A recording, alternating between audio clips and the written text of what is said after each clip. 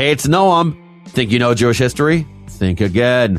Jewish History Nerds is back for a brand new season with great stories, surprising twists, and deep dives into the moments that shaped Jewish history and might just change how you see it.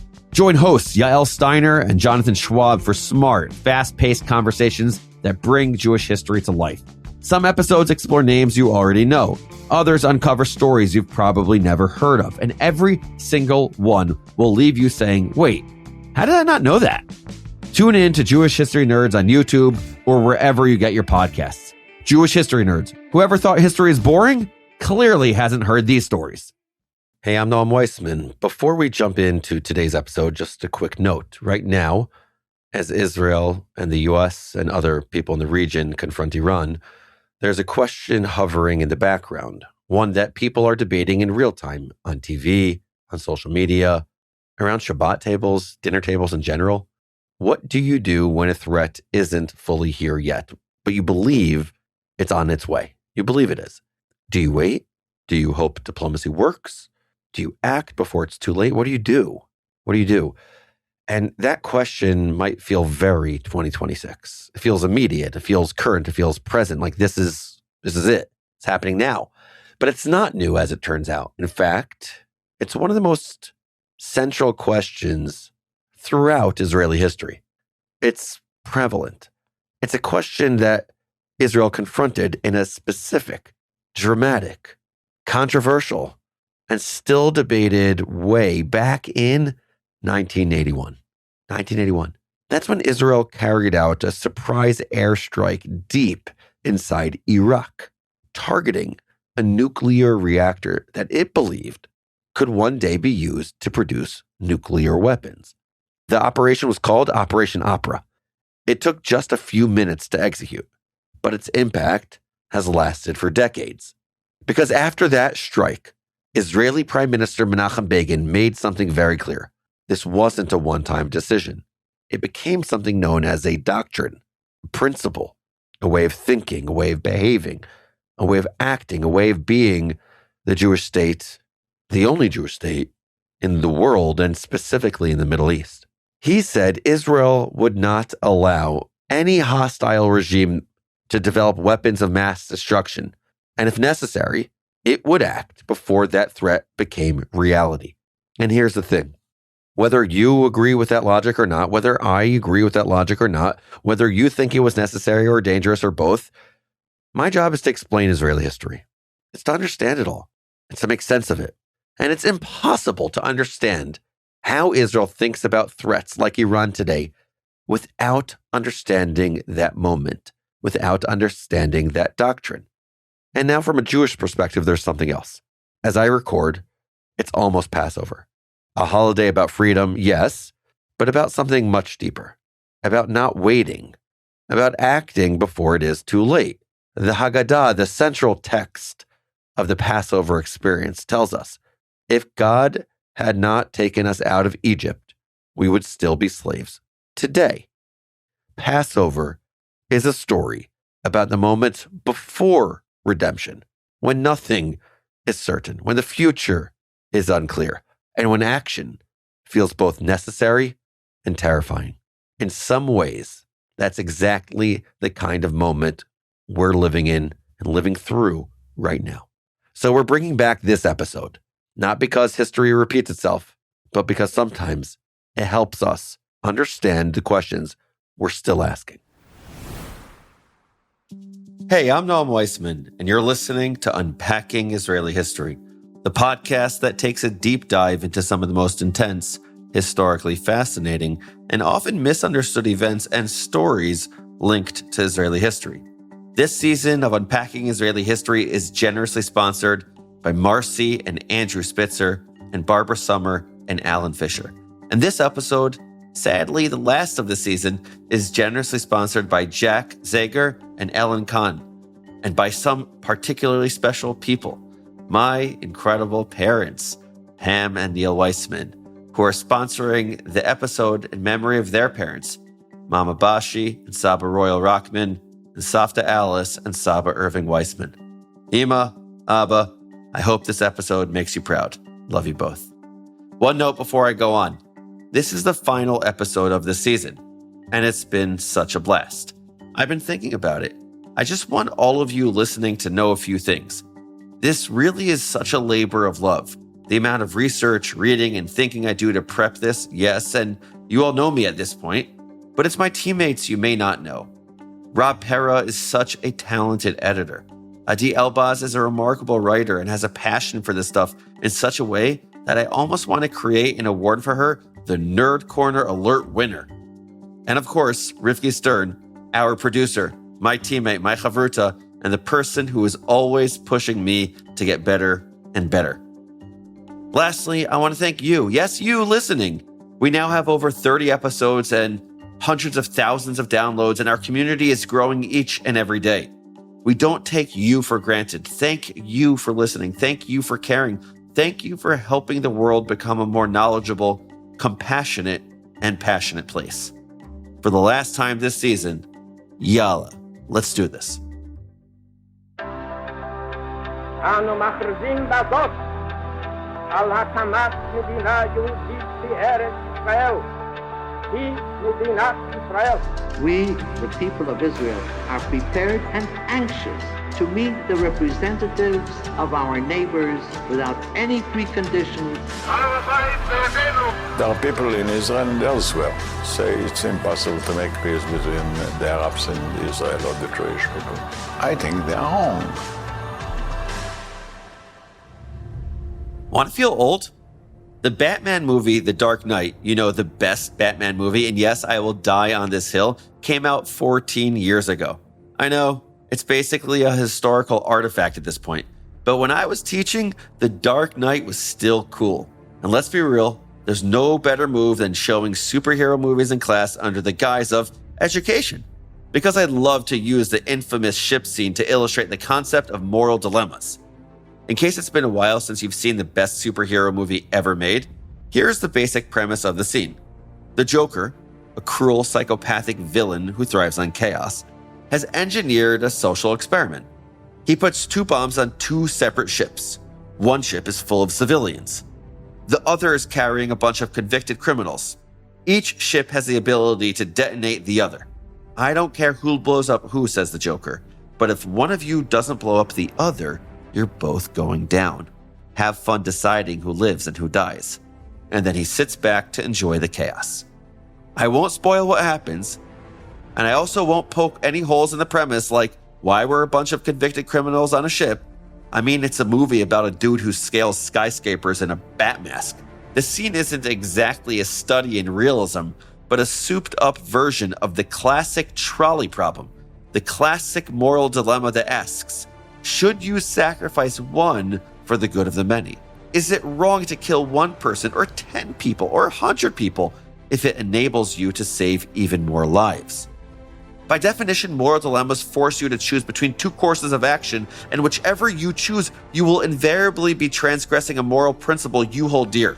You'll be haunted no matter what choice you make, which is devastating in real life when the stakes are measured in millions of lives. When the villains thrive not on mayhem, but on genocide. And when the ethical responsibility rests not on a muscled, mysterious billionaire superhero in a cape, but on a bespectacled 68-year-old haunted by 6 million ghosts. Those are the stakes we're talking about today. Because as evil as the Joker is, he's got nothing on a villain known as the Butcher of Baghdad. And Bruce Wayne, aka Batman, doesn't hold a candle to the conflicted hero of today's story, friend of the pod, Menachem Begin, who carried the terrible weight of a country on his shoulders, and who, after months of deliberation, made a choice that altered the entire Middle East. And even more than that, there was a whole doctrine named for Begin. What's this doctrine all about? As you're listening to this episode, ask yourself this question. Is what you're hearing about today relevant to how we should think about Iran? Are they 2 altogether different stories? Before we dive in, I want to note that much of the research for this episode comes from 2 incredible sources. The first is a book we've talked about before called Rise and Kill First by Israeli journalist Ronen Bergman. If you haven't read it, check it out. It's amazing. And the second book is one of my favorites of all time, The Prime Ministers by Yehuda Avner, who spent decades as an advisor to several Israeli prime ministers. Okay, so here's the quick rundown. June 7th, 1981. The Jewish holiday of Shavuot is starting in a matter of hours. The entire Israeli cabinet is looking forward to a couple days of relaxation and cheesecake, the customary Shavuot dish. Yes, best holiday ever. So they're all surprised and a little annoyed when Prime Minister Menachem Begin, looking drawn, exhausted, and grave, summons them to a surprise cabinet meeting and informs them that no one's leaving till he says so. But their irritation gives way to shock when they learn why they've been called to a lock-in at the Knesset just a few hours before the holiday. Because no one had any idea that Begin had just authorized one of the most dangerous military strikes in history on a terrifying target, the nearly functional nuclear reactor in Osirak, Iraq. The holiday is forgotten. The prospect of cheesecake and family time goes up in smoke as the entire cabinet imagines what will happen if the mission, codenamed Operation Opera, fails. If the Jordanians or the Saudis or the Iraqis shoot down the Israeli planes, if the planes fail to reach the reactor, if the pilots don't manage to destroy the reactor, if Saddam Hussein, the scariest guy in a region full of scary guys, actually succeeds in building a nuclear bomb. Slowly, each member of the cabinet sinks into silence, imagining the absolute worst that Saddam could do. The inferno he could unleash on Israel, the devastation he could wreak if the Israelis wound but don't destroy his nuclear program, the fate of the Israeli pilots flying more than 600 miles through enemy territory, bristling with anti-aircraft machinery and ground-to-air missiles, not to mention the wrath of the Saudi, Iraqi, or Jordanian air forces. And what if the Israeli radar jamming machinery fails? What if an engine decides to stop working? What if enemy pilots follow the Israelis home? You could probably hear the anxiety in my voice as I ask these questions. Begin, refusing to entertain the worst-case scenarios, retreats to his study with his secretary, the IDF Brigadier General, and a trusted advisor. There's nothing left to say. Nothing left to do. The mission is in God's hands now. The only sound in the room is the racing and stuttering of 4 hearts. And then, the red emergency phone punctures the silence, and whoever's on the other end has earth-shattering news. The room watches in tense silence as the Brigadier General barks anxious questions into the receiver. But then he turns to the Prime Minister, whose lips have been moving in silent prayer, and soon the room erupts in jubilation. Begin clapping his hands like a child, because the voice on the other end is the IDF Chief of Staff, and he reports that it took 90 seconds for the Israeli Air Force to destroy Saddam's nuclear reactor. And by destroy, I mean annihilate. Iraq's nuclear ambitions have just gone up in smoke. I've just told you a triumphant story, a simple story. Good guys versus bad guy. Israel, the underdog of the Middle East, defeated the mustached lunatic who's been terrorizing the region for years. At this point, Saddam is 1 year into his 8-year war with Iran, which would eventually cost $1 trillion and millions of lives. He's been terrorizing the Iraqi Kurdish population in prelude to the genocidal campaigns of the mid to late 80s. And he's been blustering about his hatred of the world's only Jewish state since joining the Ba'ath Party in 1957. In fact, in 1981, Saddam used the Iraqi state press to publish his uncle's almost laughably anti-Semitic manifesto with possibly my favorite title of any book, 3 Whom God Should Not Have Created: Persians, Jews, and Flies. Sample line: Jews are a mixture of the dirt and leftovers of diverse people. He and Pavel Khrushchev would have had a field day together, and if you don't know who I'm talking about, go back and listen to our episode on Kishinev, which explains the source of the world's most insistent anti-Semitic propaganda. So yeah, safe to say that Saddam wasn't a great guy, and he really did not like Israel. As we learned in our Gulf War episode, Iraq had sent troops to fight against the Jewish state in 48, 67, and 73. But the world's 5th largest army lost to tiny Israel every time. That had to sting. So where's the dilemma? How is this not a simple story of soaring triumph? Well, war never is it? Because you don't just blow up a nuclear reactor of an enemy country who has already threatened to, quote, reduce Tel Aviv to rubble and expect there will be no repercussions. So why did Begin take such a dangerous gamble? As we've said before in the show, moral dilemmas are so much fun in the classroom and so much less fun when running a country. Like that heart-wrenching Dark Knight scene illustrated so well, you're choosing between two really difficult options, so you're making a crappy choice no matter what you choose, which basically sums up what it means to be the Prime Minister of Israel, the pariah of the Middle East, and the target of a lot of genocidal claims, especially as Iraq began building up its nuclear arsenal in the 1970s. You might remember from our Dimona episode last season that the Israeli nuclear program owed a great debt to the French, and if you don't, go check it out and listen to it. But you might also remember that by the late 60s, the French were done with Israel. After Israel had the audacity to win the Six-Day War in 1967, President Charles de Gaulle turned on the Jewish state. He called the Jews, quote, an elite people, sure of itself and dominating. Lovely, Charles. So by the 1970s, the French were cozying up to the Arab world. They stopped sending weapons to Israel, and in the biggest slap in the face of all, they sold 2 nuclear reactors to Israel's mortal enemy, Iraq. The reactors had names: ISIS, after the Egyptian goddess, not the future terrorist group, and Osiris. Osiris was the big one, capable of operating at a capacity of 70 megawatts. Do I know what that means? No, I have no idea. But I do know that that's big enough to process fuel for a nuclear weapon.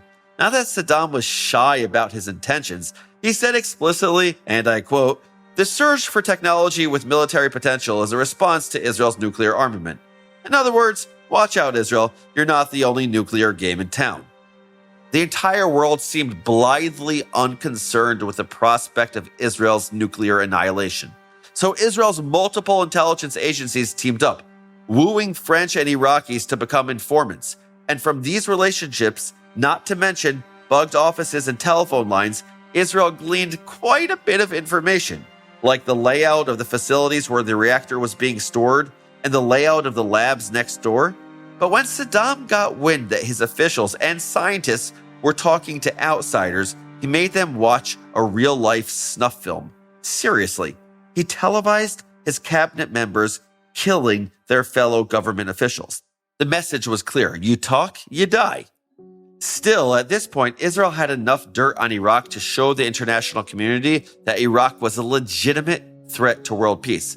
And in a now familiar plea, the Israelis begged the international community to help them stop the Iraqi nuclear program. But all they got was radio silence. The French had made it clear that Israel was of no interest to them, not when Iraq paid well and gave them good deals on oil.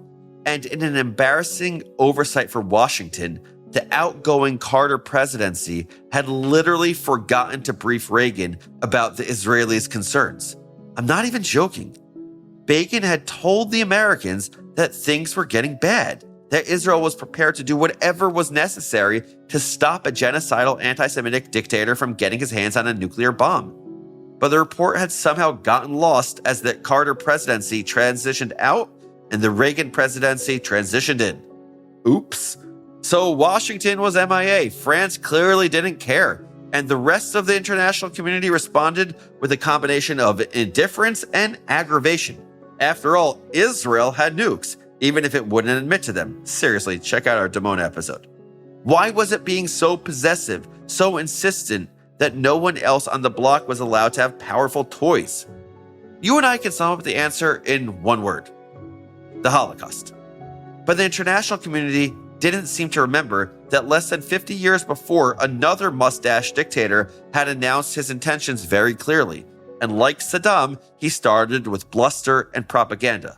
It might seem hyperbolic to compare Saddam to Hitler, but you tell me, what's the difference between a statement like, "I will turn Tel Aviv into rubble," and if the international Jewish financiers should again succeed in plunging the nations into a world war, the result will be the annihilation of the Jewish race throughout Europe? There's this great Maya Angelou quote that I love. When someone shows you who they are, believe them the first time. Saddam was showing the world exactly who he was. And even though the international community seemed determined to keep their heads in the sand, there was one guy who refused to hide from the truth. Who was going to stand up to Saddam and his nuclear ambitions? That would be Israel's prime minister from 1977 to 1983, my friend, and maybe yours, Menachem Wolfowitz Begin, and his constant, invisible retinue of 6 million ghosts. My parents are psychologists, so I know that it's reductive to point to a single event in someone's life and say, that's the thing that made them who they are. But I think that even my parents will agree with me that we can make a little exception for the most traumatic event in recent Jewish history, the Holocaust. Because the prospect of another annihilation was the fulcrum of Begin's entire life. His political career, from his time in the Irgun to his stance on German reparations to his approach to the PLO, hinged on one basic premise: never again. So when the Americans and the French and the UN did nothing to stop Saddam Hussein, Begin opened the Mossad playbook. At first, the Mossad's tactic to deal with Saddam was to stall. They bombed shipments of crucial material to Iraq. They killed scientists, striking quickly and in secret. Iraqi and French officials alike grew increasingly skittish. The Iraqi scientists didn't move without their bodyguards. They didn't talk to strangers, eat or drink anything suspicious, or let their personal stuff out of their sight. And yet, Mossad picked off scientist after scientist, poisoning them in secret. Even the French technicians began to resign. But it wasn't enough. Remember, Saddam murdered his own people to make a point. For him, human beings were disposable. The more scientists were killed or resigned, the quicker Saddam replaced them. And finally, Begin was forced to confront the ugly truth. Saddam was both determined and brutal. To defeat him, Israel had to play his ugly game. It wasn't enough to harry or delay, to buy a year here, 6 months there, because Saddam wasn't going to give up. To guarantee its survival, Israel needed to destroy the Iraqi nuclear reactor once and for all. Like it or not, the Jewish state was about to go to war. The Iraqis were crystal clear. They would stop at nothing to achieve nuclear power, and they were not shy about taunting Israel. So Begin, agonized and worried, went to his cabinet to discuss authorizing a strike on the Iraqi reactor. But he found himself facing stiff opposition. Top intelligence officials pointed out that if Israel destroyed the reactor now, Saddam would just start again. And this time, he'd be way more secretive. All of Israel's painstakingly gathered intelligence would be lost. Others feared the international reaction. Even Israel's few allies would go ballistic if Israel poked the Iraqi bear, not to mention Israel's enemies in the Arab world. Even the head of Israel's Atomic Energy Commission thought Begin was crazy for considering a strike on Iraq, and Shimon Peres, Begin's nemesis and leader of the opposition party, warned that attacking Iraq would isolate Israel. According to Yehuda Avner in his must-read book, The Prime Ministers, Peres even had the chutzpah to suggest that Begin was drumming up trouble in order to look good in the upcoming elections, a suggestion that really hurt Begin, who was offended at the idea that he would ever risk the lives of Israeli soldiers just to win an election. Politics are never pretty, but the first half of 1981 felt especially grim. Still, the prime minister had some allies in his zeal to end Iraq's nuclear program. Minister of Defense Ariel Sharon and IDF Chief of Staff Rafael Eitan insisted that now was the only time to strike. If they waited until the reactor was fully operational, they risked unleashing a Chernobyl-style disaster on innocent Iraqis. Letting the Iraqis just continue building nuclear weapons was out of the question, because Begin was haunted by the millions of Israeli children under his care, by his responsibility to the Jewish people whom he had sworn to protect. He agonized for months, carrying the burden completely alone. But as he put it later, no nation can live on borrowed time. For months, I had sleepless nights. What would become of our children if I did nothing? And what would become of our pilots if I did something? And eventually he came to a decision, one that had probably been obvious all along, because it was the backbone of Begin's entire worldview.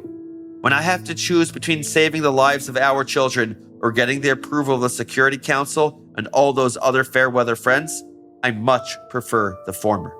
So he sent out the planes, and within a matter of hours, the Iraqi nuclear reactor was toast, and the Israeli pilots returned without a scratch, just in time to spend Shavuot facing the absolute tornado of international condemnation. The Israelis just did something that could best be described as baller. Using exquisite intelligence they'd gathered for years, Israeli pilots flew a combined 1,200 plus miles through enemy territories at super low altitude and in radio silence to annihilate the Iraqi nuclear reactor, which they did in under 2 minutes. And that was it. Begin's months of agonizing and nasty infighting with his political rivals was over. He believed that Iraq's nuclear ambitions were done for, and most importantly, he had just averted another Holocaust. But the rest of the world didn't quite see it that way. The condemnations began pouring in from every corner. Iraq has called for an emergency meeting of the United Nations Security Council, and an urgent meeting of the Arab League is to be held. The Americans say they were not consulted in advance, and they've joined the condemnation of the raid. In his diary, President Ronald Reagan wrote, "I swear Armageddon is near."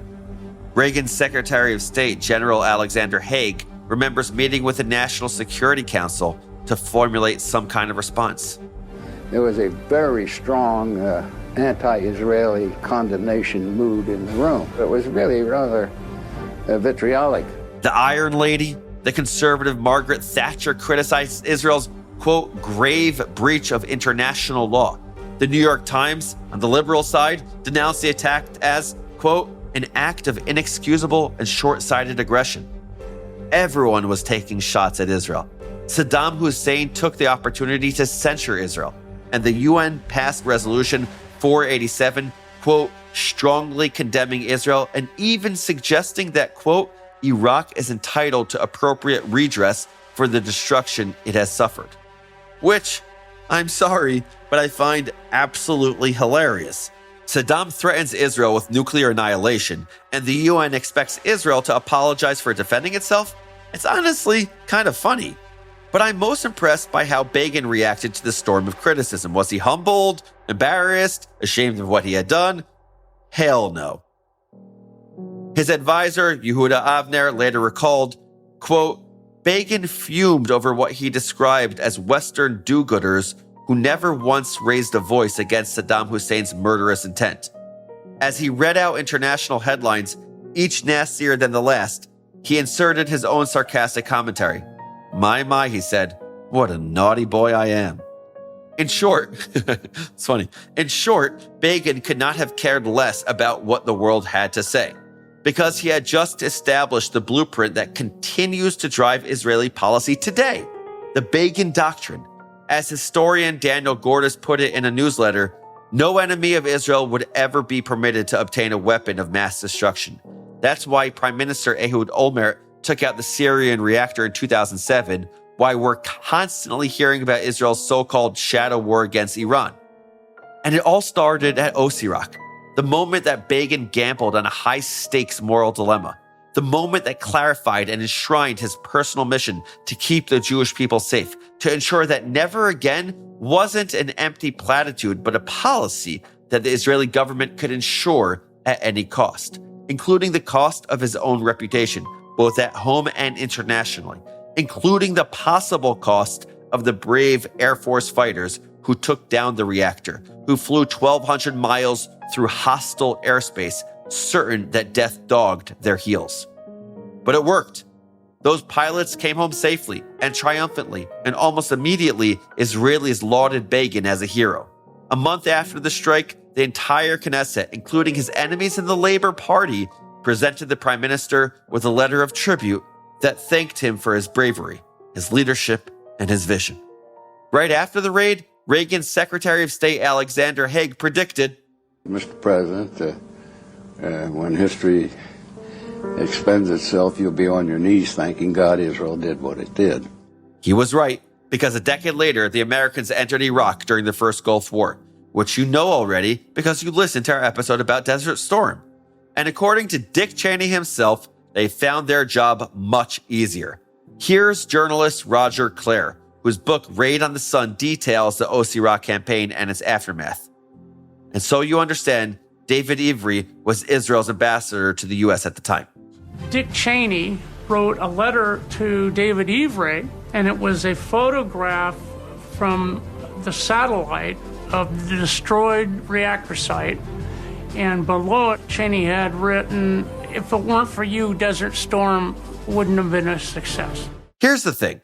The historical record is actually pretty divided on whether or not that's true. According to Saddam's leading nuclear scientist, Dr. Khadir Hamza, this strike only made his boss more determined. After Osirak's destruction, Saddam spent insane amounts of money on the equipment and materials necessary to build more weapons of mass destruction. Nukes, bioweapons, chemical weapons, some of which he would use on the Kurds in 1988. And this time the dictator was desperate. He'd work with anyone, Chileans, Argentinians, Egyptians, Europeans. So even after the incredible feat at Osirak, Israel had to get creative because Saddam was determined. The threat wasn't quite contained. According to Renan Bergman in Rise and Kill First, the Mossad began torching the offices of the European companies involved and systematically terrorizing the scientists. But before Israel's most legendary intelligence servants turned to phase 2, killing the scientists dropped out. They weren't interested in risking their lives for a guy like Saddam. Only one guy was dumb enough to ignore Israel's warnings. Canadian rocket scientist Gerald Bull, who had once worked for the US military, NASA, and Israel, agreed to build Saddam a, quote, super cannon. Saddam had been inspired by a sci-fi book about a similar cannon. You can't make this stuff up. But Gerald Bull ignored the warnings that he'd regret working with Saddam. And in 1990, the Mossad set up shop outside of his home in Brussels. He was dead before he reached his apartment. And for good measure, pictures of his dead body were sent to his entire staff with a threatening note. Don't go to work tomorrow if you don't want to end up like this. They got the message, and the super cannon project was done for. But Saddam remained determined to build a nuclear weapon, which the Americans learned when they invaded Iraq in 1991 to find that the dictator was only a few years away from achieving his goal. Still, the attack on Osirak had delayed Saddam's nuclear plans and bought the world time. A decade later, the Americans finished what the Israelis had started in 1981, the end of Saddam's nuclear ambitions. In 1994, Saddam's chief nuclear scientist would defect to the West, and he confirmed what Israel had known all along. The dictator was ready and willing to use weapons of mass destruction on the world's only Jewish state. By this point, Menachem Begin had passed away, but he died knowing full well that Israel has nothing to apologize for. We decided to act now, before it is too late, that we shall defend our people with all the means at our disposal. And that is exactly what he did in June of 1981, when he made a choice that saved Israel, if not the world, from nuclear destruction.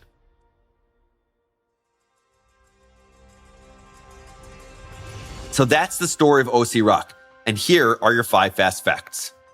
Number 1, in the late 70s, Israel got confirmation that Saddam Hussein was building a nuke. The government asked anyone and everyone for help in stopping Saddam, who was very clear about the fact that if Israel had nukes, then by golly, so would Iraq. But no one seemed interested in stopping Saddam. Not America, not France, not the UN. So Israel took matters into its own hands. Number 2, at first, Israel hoped to slow production by bombing French shipments to Iraq. But Saddam insisted the French just sent him more materials. So then, the Israelis started assassinating Iraqi scientists. But Saddam, a brutal killer who viewed humans as disposable, just kept replacing his men. Number 3, despite fierce opposition from his own cabinet, not to mention his political rivals, Begin authorized a strike on the nuclear reactor. The operation, known as Operation Opera or Operation Babylon, was extremely dangerous. But the Israeli Air Force pulled it off, destroying the reactor in 90 seconds and returning home without a scratch. Number 4, the world was furious. But Begin didn't care about condemnations from the UN or the US or the Arab world. He was interested in one thing only, ensuring the continued safety of the Jewish people. With the Holocaust in the back of his mind, Begin vowed that no enemy of Israel's would ever be allowed to attain weapons of mass destruction. This was known as the Begin Doctrine, and it still drives Israeli policy today. And number 5, Begin's leadership and foresight were eventually celebrated. All 120 members of the Knesset wrote him a letter thanking him for his vision and bravery. And a decade after the strike, when the United States attacked Iraq, Dick Cheney personally thanked the Israelis for ensuring that Iraq was not a nuclear state. The Gulf War would have looked very different if Saddam had been allowed to get his hands on nuclear weapons. Those are the facts, but here's one enduring lesson as I see it. We've talked a lot in the show about leadership, what it means, what it costs, and we've also talked a lot about my massive crush on Menachem Begin, a hero of the Jewish people. But I can't think of a better way to end the season with a reflection on the Begin Doctrine. Begin's raison d'etre was to ensure the continued safety of the Jewish people. That was the sole impetus for the attack on Osirak. But it had another benefit too, a sense of psychological safety.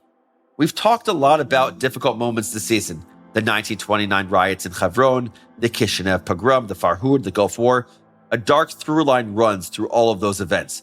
Existential fear in 1903, in 1929, in 1941, in 1991.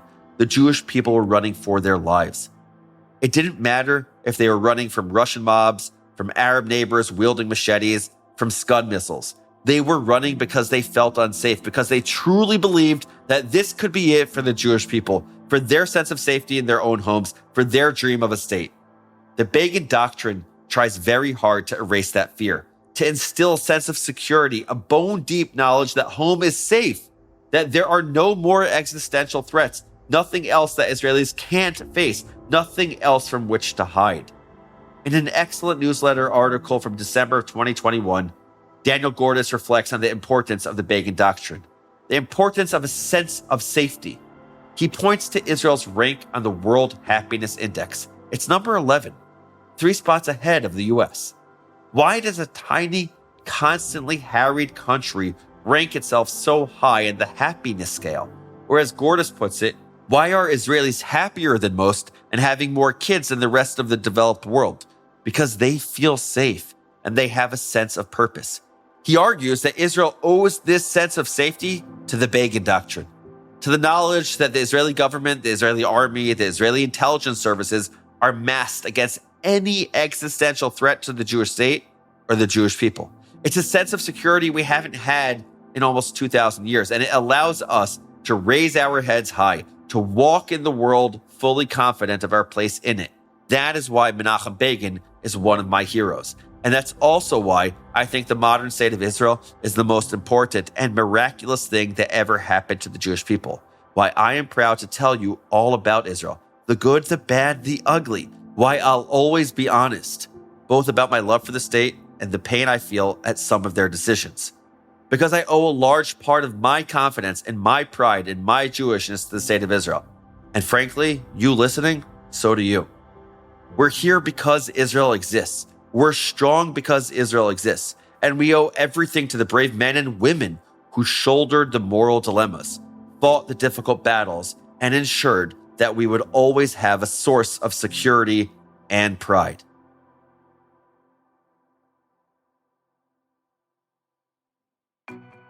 Thank you all for listening. One last reminder, if you haven't yet, subscribe wherever you get your podcasts, and let's grow this podcast community. Rate us, review us on Apple Podcasts too. Now it's time for our favorite segment, Israel Nerd Talk, where we highlight one of you, our amazing listeners. This week, meet Morty. Morty wrote, I've been listening to Unpacking Israeli History since the beginning, and I love the content and your even-handed presentation. I had initially thought I had been familiar with the major events of Israeli history, but I have learned so much more from your podcast than I knew there was to learn. Thank you. No, thank you, Morty. I'll tell you why I like this letter. Because I'll tell you guys the truth. When we originally thought about doing this podcast, I was like, easy peasy. I know all about Israeli history. I could do this in my sleep. But you know what? I was wrong. The more you study, the more you know you don't know. In the preparation for each of these episodes, there's so much I learned through these research dives. So thank you all for accompanying us through this season and doing these deep dives together. So together, we could all learn more about Israeli history than I ever thought possible. And listeners, if you want to be part of that conversation, or if you have topics or ideas for future seasons, be in touch. Be like Morty. Email me at noam@jewishunpacked.com. Unpacking Israeli History is a production of Unpacked, a division of OpenDor Media. Check out JewishUnpacked.com for everything Unpacked related and subscribe to our other podcasts. Follow Unpacked at all the social media places like TikTok, Instagram, and Twitter. Just look for Jewish Unpacked. And on YouTube, find us at Unpacked. It's the best Jewish education YouTube channel. It's the best Jewish education YouTube channel out there. For real. And again, write to me at noam@jewishunpacked.com. You know, our team struggled with picking the music for this last episode of Season 3. There were so many good options, like Israel's 2007 submission to the Eurovision competition, a political song about Iran's nuclear program. It's called Push the Button, and it's incredibly fitting for an episode about a dictator's thwarted nuclear ambitions. We'll link to it in the show notes below, because it's just fun. You know, for a song about nuclear annihilation. But I couldn't help but feel that there's a more triumphant coda to this season, to the story of the bombing of Osirak and the results of the Begin Doctrine. So I'm going to end, instead, with a different Eurovision song, Israel's 1983 submission, Chai, whose lyrics go something like this. I'm still alive, alive, alive. The people of Israel still live. That's the song my grandfather sang to my father, and today it's me. I'm still alive.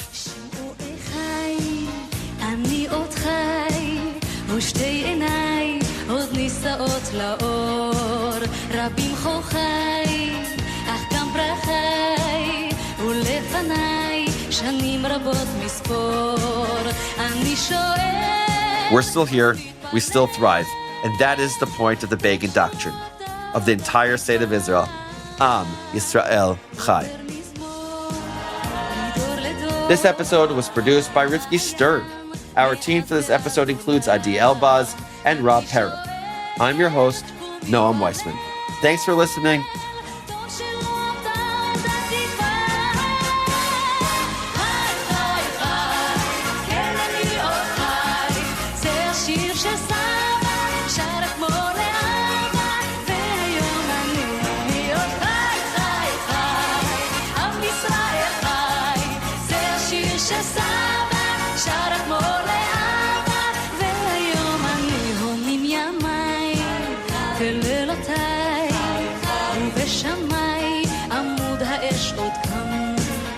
אשיר בלי די, אפרוס ידיי, לידידיי, אשר מעבר ים. אני שואל ומתפלל, טוב שלא עוד התקווה. חי, חי, חי, כן אני עוד חי, זה השיר שסבא שר אתמול לאבא, והיום אני עוד חי.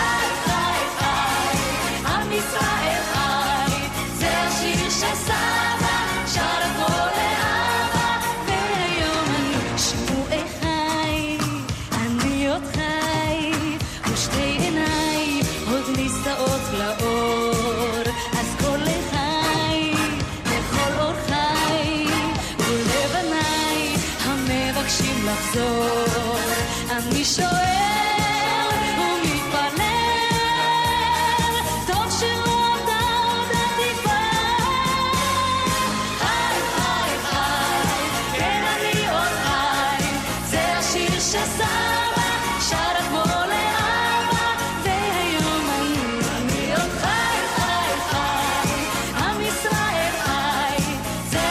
just